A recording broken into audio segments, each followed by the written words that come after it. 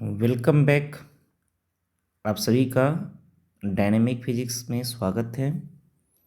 बच्चों, हम लोग ने लास्ट लेक्चर में इलास्टिसिटी के अंदर लेक्चर नंबर 1 में हम लोगों ने कवर किया था कि स्ट्रेस क्या होता है। ठीक है, आज हम लोग करने वाले हैं कि स्ट्रेन क्या होगा। तो स्ट्रेन को पहले डिफाइन करेंगे, स्ट्रेन कितने टाइप के होंगे ये देखेंगे, और सब के लिए जो फार्मूला है वो देखेंगे। तो स्ट्रेन का सबसे पहली बात, स्ट्रेन को डिफाइन कैसे करेंगे हम लोग। जो स्ट्रेन होता है बेटा, ये स्ट्रेन, इसको हम लोग एप्सिलॉन से डिनोट करते हैं। ठीक है, और स्ट्रेन के लिए जो होता है फार्मूला वो क्या होता है कि चेंज इन, स्ट्रेन रेशियो बताता है हमारा, change in the dimension of, change in the dimension of the body by original dimension, by original dimension। ठीक है बेटा, ये स्ट्रेन कैलकुलेट करने का फॉर्मूला होता है। दूसरी बात स्ट्रेन के बारे में ये क्या है कि स्ट्रेन जो है इसका जो टाइप्स है वो डिपेंड करता है किस पे, types of strain depends upon, types of strain depends upon the direction of applied force। Applied force के डायरेक्शन पे डिपेंड करता है कि अप्लाइड फोर्स का जो डायरेक्शन है वो नॉर्मल है क्रॉस सेक्शन एरिया के या टेंजेंशियल है, इस बातों पे डिपेंड करता है। तीसरी बात, स्ट्रेन जो है वो यूनिटलेस क्वांटिटी है। स्ट्रेन के पास कोई यूनिट एंड डायमेंशन नहीं होता है। Strain has no unit and dimension. Strain का कोई यूनिट और डायमेंशन नहीं होता है, जैसा कि हम देख रहे हैं कि एक रेशियो है। क्या है? एक ratio, change in dimension of the body by original dimension, यही बताता है हमें स्ट्रेन। ठीक है, तो स्ट्रेन का सबसे पहला टाइप क्या है? देखिए, वेरी फर्स्ट टाइप इसका है लॉन्गिट्यूडिनल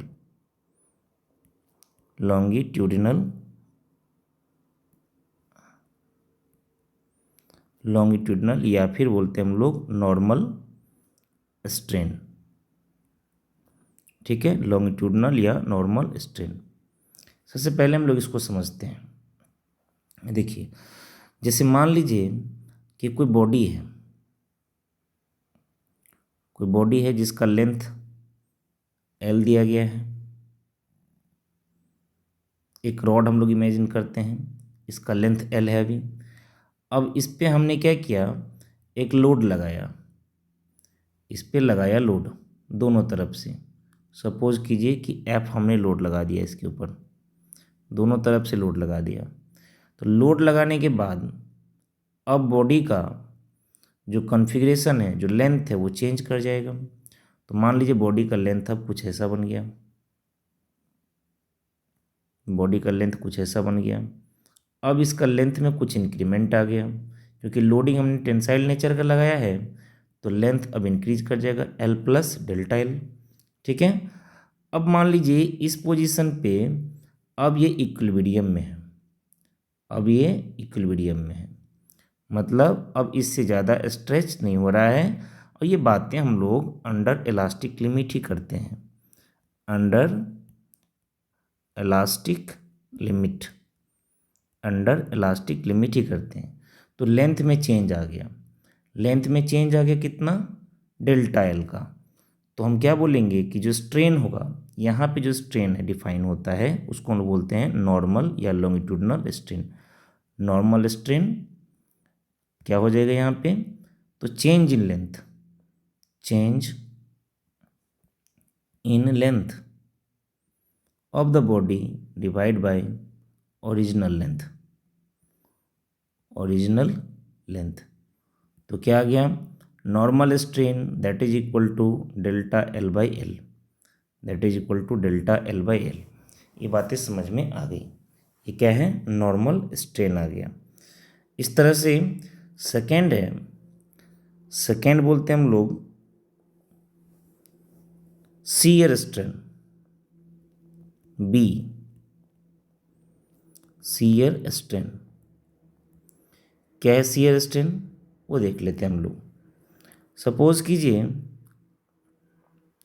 कि हमने एक क्यूब को लिया। अब 3D फिगर दिखाना थोड़ा सा डिफिकल्ट होता है, लेकिन कोशिश करते हैं 3D दिखाने का। चलो, क्यूब या क्यूबॉइड ऐसा कोई हमने एक शेप इमेजिन कर लिया।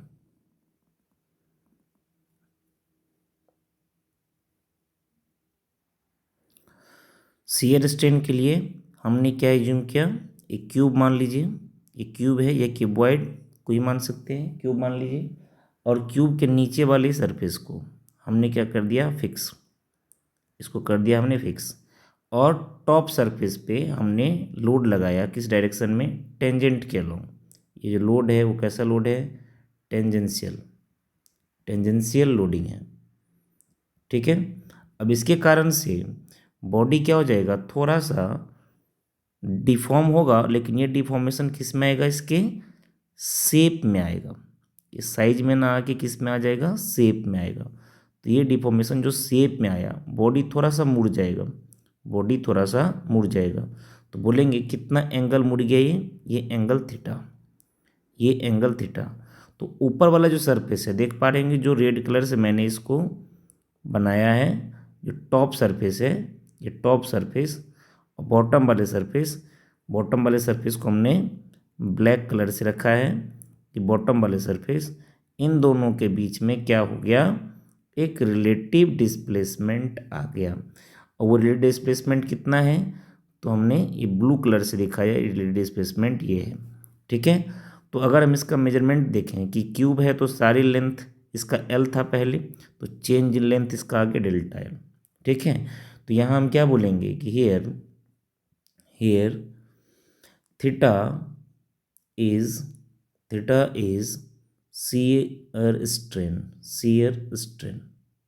ठीक है।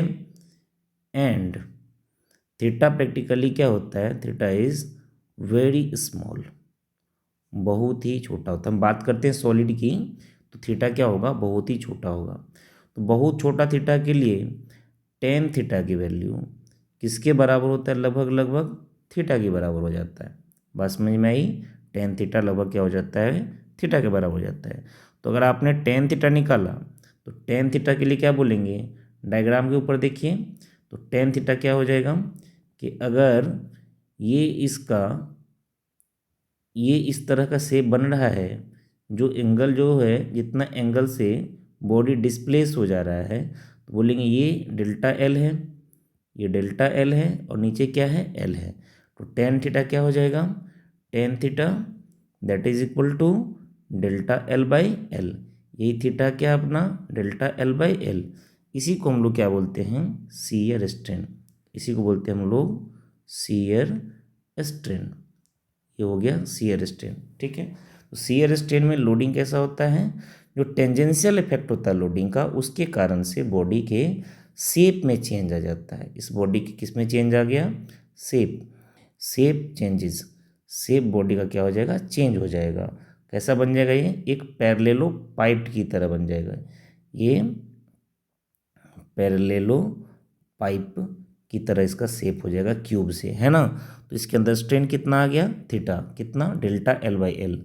और जो डिफिनीशन होता है यहाँ स्ट्रेन का, वो क्या होता है? थीटा का डिफिनीशन हो जाता है इसका क्या, कि relative displacement, relative displacement, relative displacement between surfaces. कौन सा सरफेस? जिस सरफेस पे लोड लग रहा है। And divide by, divide by perpendicular distance, perpendicular distance between surfaces, कौन सा सरफेस के बीच में, जो सरफेस आपस में डिस्प्लेस हो रहा है एक दूसरे के रिस्पेक्ट में, उसके बीच का जो परपेंडिकुलर डिस्टेंस है वही आ जाएगा। जैसे अगर यहाँ हम बात करें तो चलिए मैं आपको जो है ब्लू कलर से दिखा रहा हूँ कि ये डिस्टेंस हो गया परपेंडिकुलर डिस्टेंस, ठीक है, इनके बीच का ये डिस्टेंस क्या हो गया, परपेंडिकुलर डिस्टेंस हो गया। तो ये बातें आ गया, डिस्प्लेसमेंट कितना हो गया, डेल्टा एल हो गया, और ये डिस्टेंस हो गया परपेंडिकुलर डिस्टेंस। तो ये डिस्टेंस से हम लोग डिवाइड कर देंगे तो क्या मिल जाएगा हमें, ये मिल जाएगा हमें शियर स्ट्रेन। तो शियर स्ट्रेन का फार्मूला यहाँ पे हम बोलेंगे डेल्टा एल बाई एल ही है, लेकिन इसका फार्मूला क्या होगा, lead displacement between surfaces divide by perpendicular distance between surface, ठीक है। तो ये पता चल गया कि शियर स्ट्रेन क्या होता है। इसके बाद है वॉल्यूमेट्रिक स्ट्रेन, इसके बाद है वॉल्यूमेट्रिक स्ट्रेन या बल्क स्ट्रेन बोलते हैं इसको हम लोग, वॉल्यूमेट्रिक स्ट्रेन सी, या वॉल्यूम स्ट्रेन, वॉल्यूम स्ट्रेन। चलिए ये हो गया वॉल्यूम स्ट्रेन। वॉल्यूम स्ट्रेन के लिए क्या देखेंगे, मान लीजिए कि कोई बॉडी है इस तरह से, अब इस बॉडी पे प्रेशर अप्लाई कर रहे हैं हम लोग, प्रेशर अप्लाई कर रहे हैं, प्रेशर अप्लाई कर रहे हैं, सपोज कीजिए कि इनिशियल प्रेशर है पी नॉट, इनिशियल प्रेशर है पी नॉट। ये कैसा प्रेशर है, ये प्रेशर इनिशियल है, ठीक है। अब इसके ऊपर जैसे हम लोग प्रेशर इंक्रीज करेंगे, अगर हमने इसमें क्या किया, डेल्टा पी प्रेशर इंक्रीज कर दिया, तो इंक्रीज किया तो वॉल्यूम इसका क्या हो जाएगा, छोटा पड़ जाएगा। पहले वॉल्यूम था वी और वॉल्यूम बन जाएगा वी प्लस डेल्टा वी। अब डेल्टा वी निगेटिव होगा यहाँ, वो अलग बात है। तो यहाँ प्रेशर हमने क्या किया, इंक्रीज कर दिया। तो प्रेशर अगर इंक्रीज कर दिया, बोलेंगे यहाँ का pressure P not plus delta P हो जाएगा। ये प्रेशर फाइनल हो गया, फाइनल प्रेशर इतना हो गया। तो हम यहाँ बात करें, यहाँ बात करें चेंज इन प्रेशर की, तो बोलेंगे change in pressure, change in pressure आपको याद होगा, इसी को हम लोग क्या बोलते हैं, बल्क स्ट्रेस या वॉल्यूम स्ट्रेस बोलते थे हम लोग, है ना। तो चेंज इन प्रेशर डेल्टा पी हो गया। तो प्रेशर में चेंज होने के कारण इसके वॉल्यूम में भी चेंज आया। अगर प्रेशर हम इंक्रीज करेंगे तो वॉल्यूम क्या होगा, इसका डिक्रीज करेगा, और वॉल्यूम अगर हम लोग प्रेशर अगर हम लोग डिक्रीज करेंगे तो वॉल्यूम क्या होगा, इंक्रीज करेगा। तो ये बातें ध्यान रखना है हमें कि प्रेशर को हमने क्या किया, अगर इंक्रीज किया तो बोलेंगे वॉल्यूम क्या होगा इसका, तो change in volume, change in volume, change in volume क्या हो जाएगा, डेल्टा वी। तो अगर प्रेशर को इंक्रीज करेंगे तो चेंज इन वॉल्यूम डिक्रीज करेगा, और प्रेशर को डिक्रीज करेंगे तो चेंज इन वॉल्यूम इंक्रीज करेगा। तो सिंबल हमें ये बताता है। तो यहाँ पे अगर हम डिफाइन करना चाहें कि वॉल्यूम स्ट्रेन क्या होगा, तो वॉल्यूम स्ट्रेन के लिए फार्मूला, वॉल्यूम स्ट्रेन के लिए फार्मूला क्या होगा, change in volume by original volume, change in volume by original volume, ठीक है। Change in volume by original volume, ये बन गया वॉल्यूम स्ट्रेन के लिए फार्मूला, ठीक है। तो हमने तीनों तरह के स्ट्रेन को देख लिया। First one is longitudinal strain, second one is shear strain, and third one is volume strain, ठीक है। तो स्ट्रेन के बारे में हमें पता चल चुका है। अब आगे बढ़ते हैं हम लोग, चलिए आगे हम लोग देखते हैं क्वेश्चन। क्वेश्चन है कि if the ratio of radii of to wires, given है कि दो वायर हैं जिनका रेडियस का जो रेशियो है वो गिवन है 2:1, मटेरियल सेम है, सेम मटेरियल है इसमें। Find if they are stretch by same force, same force से दोनों को स्ट्रेच किया जा रहा है। तो फाइंड क्या करना है हमें, रेशियो ऑफ स्ट्रेस फाइंड करना है, रेशियो ऑफ स्ट्रेस फाइंड करना है। देन सॉल्यूशन क्या है, देखिए कि स्ट्रेस के लिए क्या बोलते हैं हम लोग फार्मूला, कि जो स्ट्रेस है, stress is equal to force upon क्या, एरिया। ये हो जाता है हमारा फोर्स अपॉन एरिया। तो बाय फार्मूला अगर देखें तो क्या बोलेंगे, F upon pi R square. तो अपने पास दो मटेरियल है, गिवन है क्वेश्चन के अंदर, गिवन है कि दो अपने पास सिंपल है जिसका रेडियस का रेशियो गिवन है। तो मान लीजिए R1:R2, कितना गिवन है, 2:1। तो यहाँ से हम बोलेंगे कि R1 अगर 2R है तो R2 कितना है, सिंपल R 1 × R, ठीक है। ये है। तो अगर स्ट्रेस निकालना चाहिए, स्ट्रेस पहले वाले का, स्ट्रेस फर्स्ट वाले का, तो क्या बोलेंगे, लोड सेम लग रहा है, क्वेश्चन में दे रखा है इन्होंने, तो अपॉन क्या, पाई इंटू R1 कितना, 2R², दैट इज F/4πr²। ये आ गया। स्ट्रेस सेकेंड वाले कितना है, तो लोड सेम लग रहा है, πr², दैट इज F/πr², ठीक है। दोनों का रेशियो। नाउ हमें क्या करना है, find ratio, ratio of stresses, ratio of stresses मतलब स्ट्रेस 1 अपॉन क्या, स्ट्रेस 2, ठीक है ना। तो कितना आ गया ये, तो हम बोल सकते हैं कि 1 अपॉन कितना आ जाएगा, 4 आंसर हो जाएगा, ठीक है। चलिए एक क्वेश्चन और इसमें देखते हैं हम लोग। तो क्वेश्चन है, क्वेश्चन क्या है इसमें कि a bar of cross section A is subjected to equal and opposite tensile force F at its ends, दोनों एंड पे इक्वल एंड अपोजिट फोर्स कितना लगाया जा रहा है, एफ लगाया जा रहा है। Consider a plane through the bar making an angle theta with a plane, और प्लेन के साथ, कौन से प्लेन के साथ, एक प्लेन कंसिडर करना है हमें जो थीटा एंगल बना रहा है, किस प्लेन के साथ, at the right angle to the bar length के राइट एंगल पे जो प्लेन है, मतलब क्रॉस सेक्शन एरिया के साथ एक हमें थीटा एंगल पे एक दूसरा प्लेन कंसिडर करना है। और क्वेश्चन पूछ रहा है क्या, what is the tensile stress at this plane, इस प्लेन पे टेंसाइल स्ट्रेस क्या होगा in terms of F/A theta, और what is the shearing stress at this plane in terms of F/A theta, ठीक है। तो क्वेश्चन है, क्वेश्चन को एक बार देखिए, वीडियो को पॉज कीजिए और फिर इसको ट्राई कीजिए, ठीक है।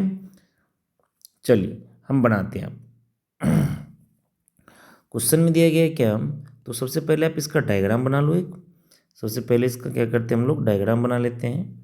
डायग्राम कैसा बनेगा, जैसे मान लीजिए हमने क्या लिया, एक बार लिया, ये बार लिया, और मान लेते हैं कि सिलिंड्रिकल बार है, ऐसा कुछ हमने ले लिया, ठीक है। अब देखिए इसका क्रॉस सेक्शन एरिया ये है, ठीक है, ये cross section area A given है। तो क्वेश्चन ने बोल रखा है इन्होंने क्या, जो हम ब्लू कलर से जो एरिया बना रहे हैं, ये वाली एरिया ब्लू कलर से जो हमने बनाया, ठीक है, ये एरिया थीटा एंगल पे एक एरिया है, थीटा एंगल पे, और इस एरिया के लॉन्ग, मतलब इस सेक्शन के लॉन्ग हमें क्या फाइंड करना है, इस सेक्शन के लॉन्ग फाइंड करना है हमें। एक तो पहला नॉर्मल स्ट्रेस निकालना है, टेंसाइल स्ट्रेस निकालना है, ठीक है, पहला तो हमें टेंसाइल स्ट्रेस निकालना है और दूसरा शियरिंग स्ट्रेस निकालना है, ठीक है ना। लोडिंग जो लगाया जा रहा है, लोडिंग कैसा है, बिल्कुल इस तरह से नॉर्मल लोडिंग है, क्रॉस सेक्शन एरिया के लोड लगाया जा रहा है एफ, ठीक है, एंगल ए और थीटा ए। तो देखो सबसे पहले हम करना क्या है, इस प्लेन पे, जिस प्लेन पे हमें टेंसाइल स्ट्रेस निकालना है और शियर स्ट्रेस निकालना है, तो पहले हम इस प्लेन का एरिया फाइंड कर लेते हैं कि एरिया क्या है। तो ये वाली एरिया जो डॉट डॉट लाइन से है, ये क्या है, कैपिटल ए है। तो जो ब्लू लाइन से वो एरिया कितना आ जाएगा, ये वाला एरिया कितना आ जाएगा बेटा, देखो ये एरिया कितना आ जाएगा, इसके लिए हम क्या बोलेंगे, जो एरिया हमारा होगा वो कितना आ जाएगा, ए अपॉन कॉस थीटा, ए अपॉन कॉस थीटा, राइट ना। आप सिंपल ट्रिग्नोमेट्री का यूज करो और रिलेशन लिखो तो आपको मिल जाएगा कि ये वाला एरिया जो है वो एक कॉस थीटा आएगा, सिंपल है। अब क्या करना है कि बोलेंगे at the equilibrium condition, equilibrium condition पे यहाँ पे लोड कैसा रहेगा, इस तरह से, यही अपना एफ लोडिंग है। नहीं, चलो सेक्शन को अलग करके देखते हैं हम, सेक्शन को अलग करके देखेंगे तो समझ में ज़्यादा आने वाली है बात, ठीक है ना। चलिए तो हमने क्या किया, सेक्शन को अलग कर लिया, देखिए ध्यान से इसको समझिएगा, सेक्शन को अलग किया हमने, ये अपना क्रॉस सेक्शन एरिया था, और यहाँ पे हमने एक डॉट डॉट लाइन लिया, इसका एरिया ए था, और ये वाली एरिया, ये वाली एरिया जो हमने निकाला है, बहुत अच्छा डायग्राम बन गया है ना, बहुत अच्छा डायग्राम बन गया। ठीक है, चलिए अब ये वाली एरिया जो है, इस एरिया पे हमें निकालना है टेंसाइल स्ट्रेस और शियर स्ट्रेस। ठीक है, तो बेटा इस पे लोडिंग लग रहा है इधर से F, और इधर भी लोडिंग क्या लगेगा, F। ठीक है ना। अब इस लोड का आप क्या करो, इस लोड का क्या करो, दो कंपोनेंट निकालो। ये एंगल थीटा गिवन है, तो एक कंपोनेंट इधर इधर निकालिए और दूसरा कंपोनेंट किधर निकालिए, इसके जस्ट टेंजेंट के अलोंग। दूसरा कंपोनेंट टेंजेंट के अलोंग निकालिए, बिल्कुल ऐसे टेंजेंट के अलोंग। चलिए ये भी आ गया। ये दो कंपोनेंट हमने इसका ले लिया, दो कंपोनेंट इसका हमने ले लिया। ठीक है, अब ये लोड का जो कंपोनेंट है वो कितना आएगा, देखो ये एंगल है आपका थीटा, तो ये क्या बन जाएगा, देखो ये 90 माइनस थीटा बन जाएगा, तो ये एंगल भी कितना बन जाएगा, 90 माइनस थीटा बन जाएगा, है ना। ये बन जाएगा 90 माइनस थीटा, 90 माइनस थीटा कितना बन जाएगा, थीटा। तो ये जो मिल गया वो एफ कॉस थीटा मिला, और ये क्या मिला, एफ साइन थीटा मिला। ठीक है, तो आप देख पा रहे हैं कि जो एरिया हमने कंसीडर किया है, जो एरिया हमने ये वाला कंसीडर किया है, ठीक है ना, इस एरिया पे, इस एरिया पे एरिया कितना था, ये एरिया था कितना, ए अपॉन कॉस थीटा। इस एरिया पे नॉर्मल लोडिंग कौन सा है, नॉर्मल लोडिंग कौन सा है, तो बोलेंगे एफ नॉर्मल कौन सा बेटा, एफ नॉर्मल यही हो गया ना आपका, एफ नॉर्मल हो गया एफ कॉस थीटा, और एफ टेंजेंशियल कौन सा हो गया, बोलेंगे एफ साइन थीटा। ठीक है ना, तो चलिए इसको हम लोग आप क्या फाइंड करते हैं, normal stress and shear stress. तो पहला क्वेश्चन था कि नॉर्मल स्ट्रेस बताओ, नॉर्मल स्ट्रेस बताओ। तो नॉर्मल स्ट्रेस के लिए क्या फॉर्मूला लगा देंगे हम लोग, normal stress that is equal to normal force upon area. तो एरिया कौन सा लेना हमें, A cos theta. Normal force कितना हो गया भाई, नॉर्मल फोर्स हो गया F cos theta divide by क्या आ जाएगा, एक मिनट थोड़ा सा मिस्टेक कर गए हैं, F cos A cos theta नहीं है, ए अपॉन कॉस थीटा था। अब ठीक है, ये कितना आ जाएगा, एफ कॉस थीटा अपॉन क्या, ए इंटू क्या कॉस थीटा। तो क्या आ गया बेटा, F cos square theta upon A. ठीक है, ये मिल गया। और दूसरा क्वेश्चन पूछ रहा था हमसे कि शियरिंग स्ट्रेस बताओ, शियरिंग स्ट्रेस, शियर स्ट्रेस या शियरिंग स्ट्रेस बताओ। तो टेंजेंशियल स्ट्रेस के लिए फॉर्मूला क्या लगा देंगे हम लोग कि एफ टेंजेंशियल अपॉन फिर से ए अपॉन कॉस थीटा, किस एरिया पे लग रहा है लोड, तो ए अपॉन कॉस थीटा पे लग रहा है, तो क्या हो जाएगा ये F sine theta upon A upon cos theta, that is F upon A sine theta into क्या कॉस थीटा, है ना। अगर आप 2 से मल्टीप्लाई कर दो इसको ऊपर नीचे, तो बन जाएगा F by 2a sign 2 theta. ठीक है, तो देखो इसमें निकालने के लिए, ये दोनों चीज़ें निकालने के लिए सबसे पहले तो हमें क्या करना है, कैलकुलेट करना था कि जो एरिया, जिस एरिया की बात की जा रही है क्वेश्चन में, वो एरिया फाइंड करो आप। तो एरिया के लिए हमने क्या किया, जस्ट एक ट्रिग्नोमेट्री रिलेशन का यूज किया, कॉस थीटा का, cos theta is equal to, अगर इस एरिया को हम मान लेते हैं ए डैश, तो यहाँ पे देखो लिख सकते हैं अपना cos theta is equal to क्या, ए अपॉन ए डैश, है ना, यह ए वन। तो यहाँ से ए वन कितना आ जाएगा आपका, ए बाई कॉस थीटा। तो ये रिलेशन पे हम डायरेक्ट यहाँ पे यूज कर लिया कि ये आ गया एरिया हमारा, जिस एरिया की बात की जा रही है क्वेश्चन में। फिर क्या किया कि दोनों तरफ लोड एफ लग रहा है, तो लोड को क्या किया हमने, दो कंपोनेंट ने ब्रेक किया, एक एरिया के परपेंडिकुलर, एक एरिया का परपेंडिकुलर, दूसरा एरिया के अलोंग।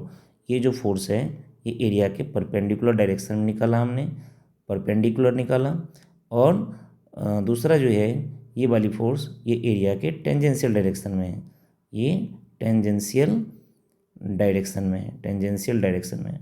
ठीक है ना, तो दोनों फोर्स हमने कंपोनेंट में ब्रेक कर लिया, और फाइनली जो फोर्स नॉर्मल एरिया के नॉर्मल डायरेक्शन में होता है वो क्या देगा हमें, नॉर्मल स्ट्रेस देगा, और जो फोर्स टेंजेंशियल डायरेक्शन में होता है वो क्या देगा हमें, टेंजेंशियल स्ट्रेस देगा। दोनों हमने फाइंड कर लिया। अच्छा, अगर ये बात की जाए कि नॉर्मल स्ट्रेस कहाँ पे मैक्सिमम होगा, तो बोलेंगे हम लोग इसकी बात करें कि normal stress will be maximum कब होगा, एक लोडिंग सेम लोडिंग के लिए, when theta is equal to 0 degree, theta कहाँ हो जाए 0 डिग्री। और शियर स्ट्रेस कब मैक्सिमम होगा, तो shear stress will be maximum कब होगा ये, तब बोलेंगे हम लोग कि 2 थीटा इज इक्वल टू 1 होना चाहिए। जब साइन 2 थीटा का वैल्यू कितना होना चाहिए, 1 होना चाहिए। दैट इज 2 थीटा का वैल्यू कितना 90 होना चाहिए, और थीटा कितना होना चाहिए 45 डिग्री। तो 45 डिग्री होगा तो शियर स्ट्रेस क्या हो जाएगा बेटा, मैक्सिमम हो जाएगा। तो आज के लिए बस ये 2 क्वेश्चन, आप इसको फिर से ट्राई करना एक बार, और ट्राई करके देखो। अगर नहीं बने तो कमेंट करो, कमेंट बताओ ताकि मैं फिर से आपको समझा सकूं। ओके, तो अभी तक अगर आपने हमारे चैनल को सब्सक्राइब नहीं किया है तो सब्सक्राइब कीजिए, और लाइक कीजिए, शेयर कीजिए, और बेल आइकन को दबाना मत भूलिए ताकि न्यू वीडियो का नोटिफिकेशन आपको मिल सके। Thank you for watching, thank you very much.